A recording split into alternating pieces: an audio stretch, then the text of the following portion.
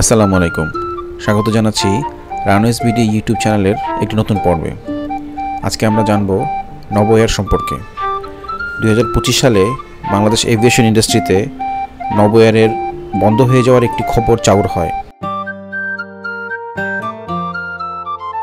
2025 সালের 2রা মে Novo air তার অনলাইনে সব ধরনের টিকিট বিক্রি সাময়িকভাবে স্থগিত করে। এতে এভিয়েশন ইন্ডাস্ট্রিতে এই এয়ারলাইন্সটি বন্ধ হয়ে যাওয়ার একটি গুজব ছড়িয়ে পড়ে। অবশ্য মে মাসের 21 তারিখে তারা আবার পুনরায় তাদের অপারেশনে ফিরে আসে এবং টিকিট বিক্রি শুরু করে। আজকে সেই ঘটনায় জানব কেন তারা এই কাজটি করেছিল। নভো এয়ারের যাত্রা শুরু হয় 2007 সালের অক্টোবর মাসে। তবে তাদের ফ্লাইট পরিচালনা করতে বেশ কিছুটা সময় লেগে যায়। তারা কমার্শিয়াল অপারেশন শুরু করে 2013 সালের 9 জানুয়ারি। প্রাথমিক অবস্থায় এমব্রেয়ার ERJ-145 এই বিমানটির মাধ্যমে তারা যাত্রা শুরু করে। পরবর্তীতে সেটি বদলে তারা ATR-72-500 টার্বো প্রপেলার পরিচালিত বিমানগুলো তাদের বহরে যুক্ত করে। এই মুহূর্তে নভো এয়ার ঢাকা থেকে যেই সমস্ত ডোমেস্টিক রুটে ফ্লাইট পরিচালনা করছে সেগুলো হচ্ছে ঢাকা থেকে চট্টগ্রাম, ঢাকা থেকে কক্সবাজার, ঢাকা থেকে সিলেট, ঢাকা থেকে যশোর, ঢাকা থেকে রাজশাহী, ঢাকা থেকে সৈয়দপুর এবং ঢাকা থেকে বরিশাল। এই মুহূর্তে তাদের কোনো আন্তর্জাতিক লাইনে কোনো পরিবহন সেবা নেই। নভো এয়ারের একমাত্র ইন্টারন্যাশনাল ফ্লাইট ঢাকা থেকে কলকাতা রুটে একটি বিমান পরিচালনা করত। তবে 2024 সাল থেকে সেটি বন্ধ আছে। এর অন্যতম কারণ হচ্ছে তাদের ওই ধরনের যাত্রী তাদের ছিল না। 2025 সাল পর্যন্ত নভো এয়ারের বহরে 5টি ATR-72-500 এয়ারক্রাফট রয়েছে, যার সবগুলোই 68টি সিট সম্বলিত এবং টার্বোপ্রপস ইঞ্জিন দ্বারা পরিচালিত। 2021 সালে বেস্ট ডোমেস্টিক এয়ারলাইন্সের অ্যাওয়ার্ড জয় করার পরেও এই নভো এয়ারলাইন্সটি একটি আর্থিক সংকটের মধ্যে ছিল। তাদের প্রায় 150 কোটি টাকা ব্যাংক লোন ছিল এবং ক্রমবর্ধমান যে জ্বালানি মূল্য বৃদ্ধি এবং তাদের যে পরিচালনা ব্যয় এইগুলো বেড়ে যাওয়ার কারণে তাদের যেই মুনাফা ঠিকমতো হচ্ছিল না। এবার আসি বাংলাদেশের এভিয়েশন ইন্ডাস্ট্রিতে 2025 সালে নভো এয়ারের বন্ধ হয়ে যাওয়ার যেই তথ্যটি ছড়িয়ে পড়েছিল সেটির ব্যাখ্যায়।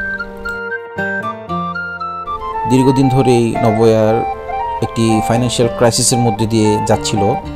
সেই লক্ষ্যে তারা এপ্রিল মাসের শুরুতেই তাদের বহরে যে যুক্ত ATR-72 মডেলের এয়ারক্রাফটগুলো সেল করার জন্য তারা চেষ্টা করছিল। সেই লক্ষ্যে 2রা মে তারা তাদের সকল ধরনের টিকিট বুকিং ক্যান্সেল করে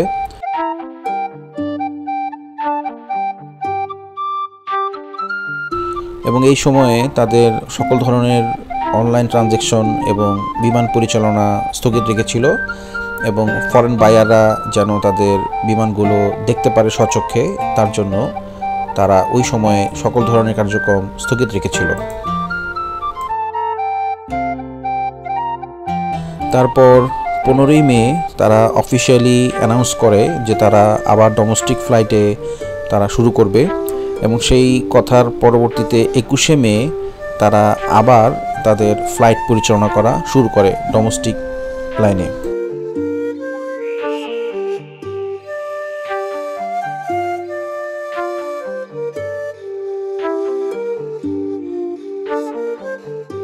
নভো এয়ারের এই ঘটনাটি এভিয়েশন ইন্ডাস্ট্রিতে যে ধরনের বিশেষজ্ঞরা আছে তাদের দুটি কারণ তারা নির্ধারণ করেছেন।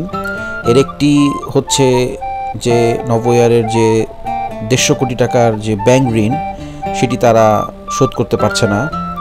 তার জন্য তারা হয়তো তাদের সবগুলো এয়ারক্রাফট বিদেশি বায়ারের কাছে বিক্রি করে তারা এই দেশের থেকে তাদের ব্যবসা বন্ধ করে ব্যাংক লোনটা অ্যাডজাস্ট করার চেষ্টা করছে, অথবা তারা চেষ্টা করছে এয়ারবাস A320 অথবা A321 অথবা বোয়িং 77 মডেলের এয়ারক্রাফট লিজ দিয়ে এনে তারা ব্যবসাকে নতুন মাত্রায় পরিচালনা করার চেষ্টা করছে।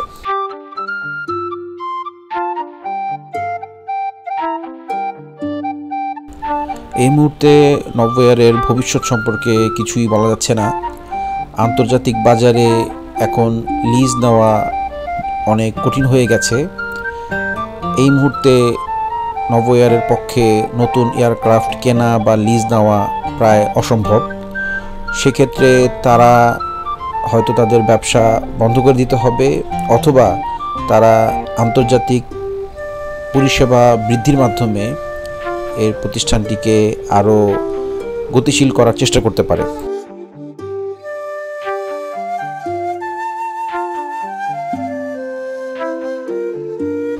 আগামী 6 মাসের মধ্যেই বোঝা যাবে নভোএয়ার কি এভিয়েশন ইন্ডাস্ট্রিতে টিকে থাকবে নাকি তারা মালিকানা পরিবর্তন করবে।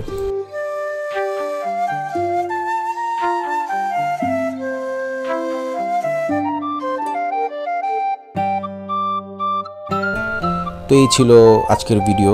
সবার সুস্থতা কামনা করে আজকের ভিডিও এখানে শেষ করছি। চ্যানেলটি সাবস্ক্রাইব করার জন্য বিনীত অনুরোধ জানাচ্ছি। ধন্যবাদ সবাইকে। আসসালামু আলাইকুম।